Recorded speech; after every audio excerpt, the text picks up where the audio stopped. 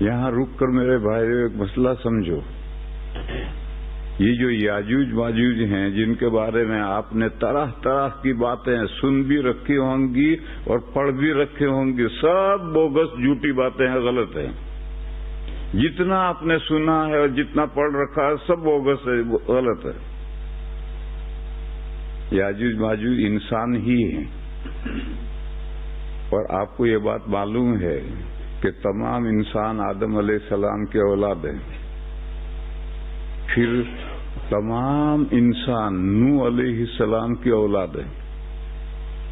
قرآن کریم میں ہے، سورہ صافات میں پڑھا گیا وَجَعَلْنَا ذُرِّيَّتَهُ هُمُ الْبَاقِينَ. جو کشتی میں تھے انہی کے اولاد باقی ہے. ان کشتی میں 80,000 مرد اور عورتیں تھے، ان کے نسلیں آہستہ آہستہ ختم ہو گئی. نوح علیہ السلام کے 3 بیٹے تھے، ان 3 بیٹوں کی آج پوری دنیا میں نسلیں چل رہی ہیں. لہذا نوح علیہ السلام دوسرے باپ ہیں. آج دنیا میں جتنے انسان ہیں سب نوح علیہ السلام کے اولاد ہیں. لہذا نوح علیہ السلام ہمارے دوسرے باپ ہیں. پہلے باپ دادا آدم، دوسرے باپ نوح علیہ السلام. حضرت کے 4 لڑکے تھے، نوح علیہ السلام کے 4 لڑکے تھے. ایک لڑکا تو ڈوب مرا، 3 لڑکے جو کشتی میں بچ گئے آج ساری دنیا میں ان کی اولاد ہے. ایک بیٹے کا نام تھا سام، سین الف میم، سام. دوسرے بیٹے کا نام تھا حام، بڑی ہا الف اور میم. اور تیسرے بیٹے کا نام تھا یافیف.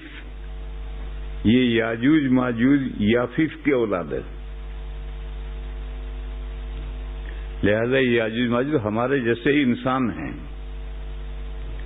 لیکن جب زمانہ دراز گزر جاتا ہے تو پھر کمیونٹی میں پہچاننا مشکل ہوتا ہے کہ کون کیا ہے. میں یہاں آتا ہوں تو سب بندوں سے بھی تیرا کیا نام ہے کہ نام ہے، کہ تیرا سرنیم کیا ہے تو کہ سرنیم یہ ہے. وہ سرنیم اس لیے پوچھنا پڑتا ہے کہ سب گجراتی ایک جیسے. اب کون کس خاندان کا، یہ سرنیم خاندان ہے، کون کس خاندان کا ہے اس کے پہچاننا بہت مشکل ہوتا ہے. تو جب انسان بہت ہو گئے تو سب گڈ مڈ ہو گئے. اس لیے آج یہ چھانٹنا کہ یہ سام کی اولاد ہے، یہ حام کی اولاد ہے، یہ یافیف کی اولاد ہے، ایسا چھانٹنا بڑا مشکل. البتہ کتابوں میں یہ لکھا ہے کہ عرب سامی قوم ہیں. جو بھی دنیا میں عرب ہوگا وہ سام کے اولاد میں سے. اور آرین حامی قوم ہے. ہم لوگ آرین ہیں جو ہندوستان میں رہنے والے آریہ قوم ہیں. ہم سب آریہ میں سے مسلمان ہوئے ہیں. یہ سب حامی قوم ہے، حامی کے اولاد میں. اور حبشی کالے جتنے ہیں یہ یافیف کے اولاد ہیں. ایسا کتابوں میں لکھا. مگر رنگ بھی بدلتے رہتے ہیں اور خاندان بھی بدلتے رہتے ہیں. لہذا یافیف کی اولاد میں یاجوج ماجوج ہیں. اب دنیا میں یافیف کی اولاد کون ہے؟ اللہ جانے کون ہے.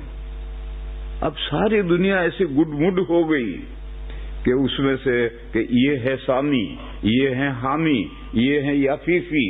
ایسا الگ کرنا ہی بہت مشکل ہے. لیکن یہ بات طے ہے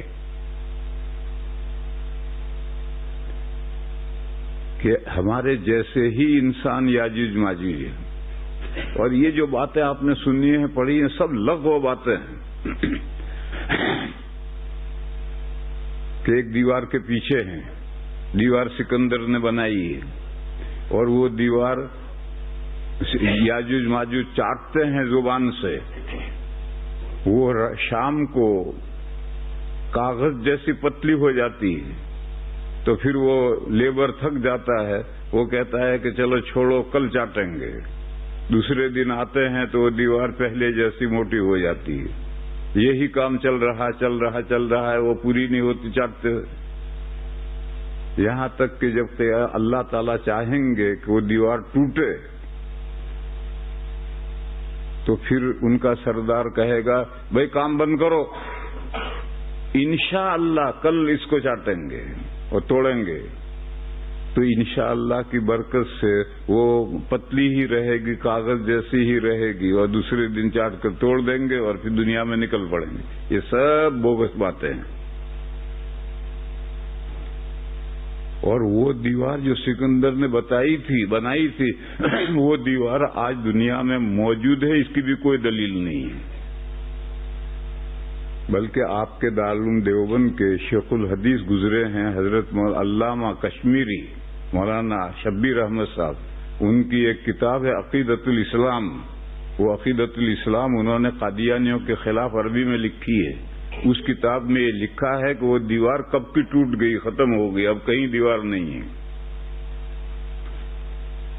اور یہ روایت بوگس روایت ہے، ایسے ہی لوگوں نے چلتی کی ہے۔